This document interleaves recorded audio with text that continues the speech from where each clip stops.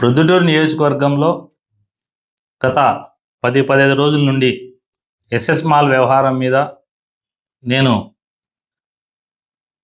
చెప్పిన విషయాలన్నీ కూడా వాస్తవం అనే చెప్పేదానికి గత ప్రెస్ మీట్లోనే చెప్పినా.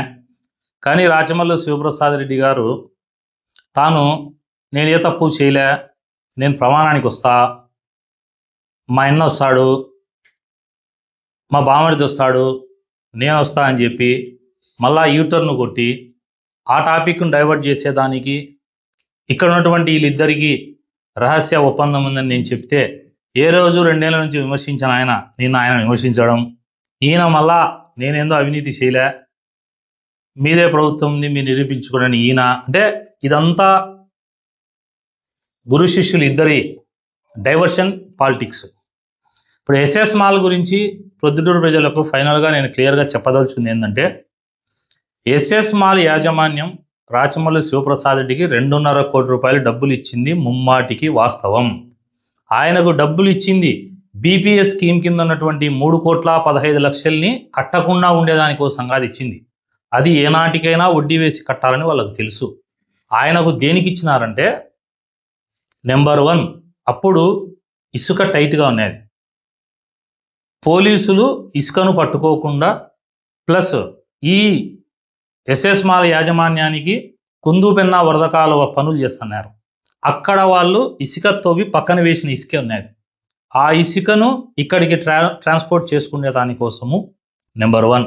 నెంబర్ 2, ఫైర్ సేఫ్టీ మెజర్స్ లేవు. ఎక్కడైనా మీరు ఎస్ఎస్ మాల్కు విలేకరులందరికీ విజ్ఞప్తి చేస్తున్నా, ఎస్ఎస్ మాల్ పోయి మొత్తం తనిఖీ చేయండి. ఎక్కడ కూడా ఫైర్ సేఫ్టీ మెజర్స్ లేవు. అంటే బాక్సుల్లో పైపులు కానీ, పైన స్ప్రింక్లర్స్ కానీ, ఏదైనా ఎప్పుడైనా మాల్ అంటే పెద్ద ఎత్తున ప్రమాదం, అగ్ని ప్రమాదం జరిగిన షార్ట్ సర్క్యూట్ వల్ల కొన్ని వందల మంది చనిపోయే అవకాశం ఉంది. ఈ ఎస్ఎస్ మాల్కు ఫైర్ సేఫ్టీ మెజర్స్ లేవు. ఇవి లేకున్నా కూడా ఆక్యుపెన్సీ సర్టిఫికేట్ రాదు. కాబట్టి ఆక్యుపెన్సీ సర్టిఫికేట్ లేకపోయినా ముఖ్యమైన పాయింట్ ఇది గమనించాల ప్రజలు. ఏదైనా ఒక పెద్ద మాల్కు మున్సిపల్ చట్టంలో ఏముందంటే, కరెంటు కనెక్షన్ ఇవ్వాలా అంటే మున్సిపాలిటీ నుంచి ఓసీ రావాలా, ఆక్యుపెన్సీ సర్టిఫికేట్. అది వచ్చిన తర్వాత కరెంటు కనెక్షన్ ఇస్తారు. ఈ కరెంటు కనెక్షను రాచమల్లు ప్రసాద్ రెడ్డి గారిని నేను సూటిగా ప్రశ్నిస్తాను. Current connection ఎట్టొచ్చింది? మున్సిపాలిటీలో చైర్మన్ నువ్వే కదా, మీ వాళ్ళే కదా, ఎమ్మెల్యే నువ్వే కదా. మరి ఆనాడు 2017-18లో లెటర్లు పెట్టినావు కదా మున్సిపాలిటీకి, ఇది అక్రమంగా కడుతున్నారని. మరి కరెంటు కనెక్షన్ ఎట్లొచ్చింది? అదే ప్రొద్దుటూరు ప్రజల్లో ఎవడైనా సామాన్యుడు ఒక ఇల్లు కట్టుకోమను, లేకపోతే ఒక చిన్న 4 రూములు బాడెక్కేసుకోమను, రాదా? ఆక్యుపెన్సీ సర్టిఫికేట్ లేకపోతే కరెంటు కనెక్షన్ ఇయ్యరు. కరెంటు కనెక్షన్ ఇసుక తోలుకుంటే అడ్డం రాకుండా కరెంటు కనెక్షన్ ఇచ్చేదానికి ఆక్యుపెన్సీ సర్టిఫికేట్ లేకున్నా. మూడవది, డీవియేషన్ అవి ఈ పక్కన రోడ్డుకు కూడా రూములు కట్టారు. అంటే మున్సిపల్ ఏదైతే ఫస్ట్ కట్టేటప్పుడు పర్మిషన్ ఇచ్చినారో అవి కాకుండా ఈ పక్క సైడుకు రూములు కట్టి లోపల ఎక్స్ట్రా రూములు కట్టుకునే దానికి డీవియేషన్ అయిన దానికి మున్సిపాలిటీ నుంచి వీళ్ళకు నోటీసులు పెనాల్టీలు రాకుండా ఉండేదానికోసం నెంబర్ 3. నెంబర్ 4, ఇది చాలా తమాషాగా ఉంటుంది, ఇది ప్రజలు బాగా గమనించాలా.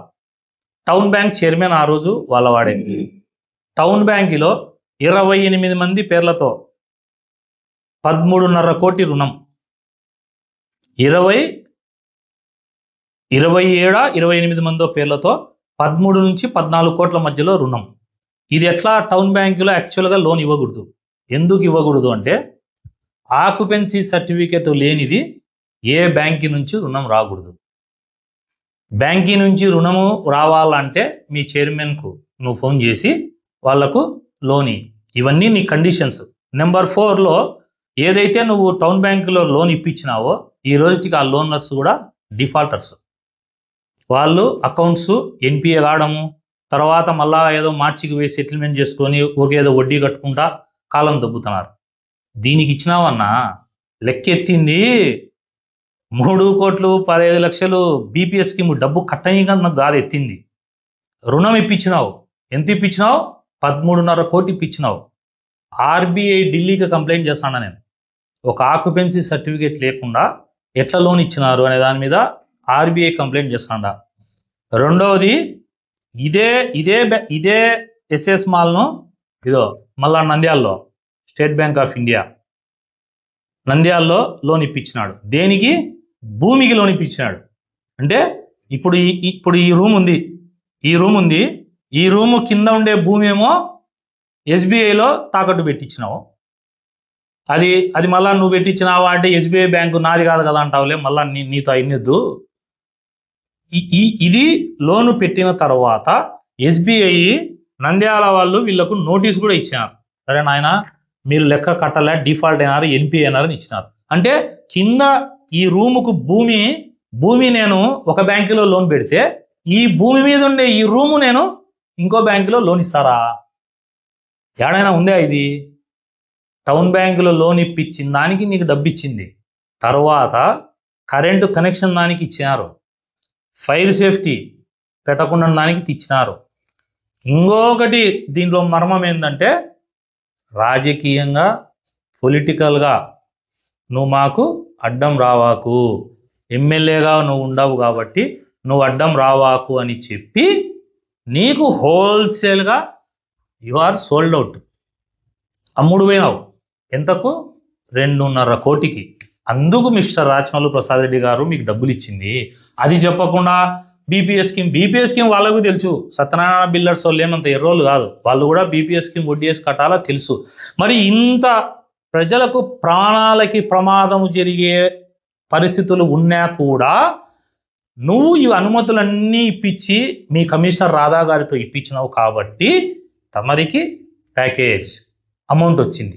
అది చెప్పకుండా బీపీఎస్ స్కీమ్ 3.5 కోటి నాకెందుకు ఇస్తారు? ఇసుకకు డీవియేషన్ అయ్యి రూములు కట్టుకొని బాడిగలు తీసుకునేందుకు, ఫైర్ సేఫ్టీ లేనందుకు, ఆల్రెడీ ఒక బ్యాంకులో లోన్ ఉంటే మళ్ళీ లోన్ కోసము టౌన్ బ్యాంక్కి, ఇవన్నీ నువ్వు చేసినావు కాబట్టి వాళ్ళు నీకు 2.5 కోటి డబ్బులు ఇచ్చినారు.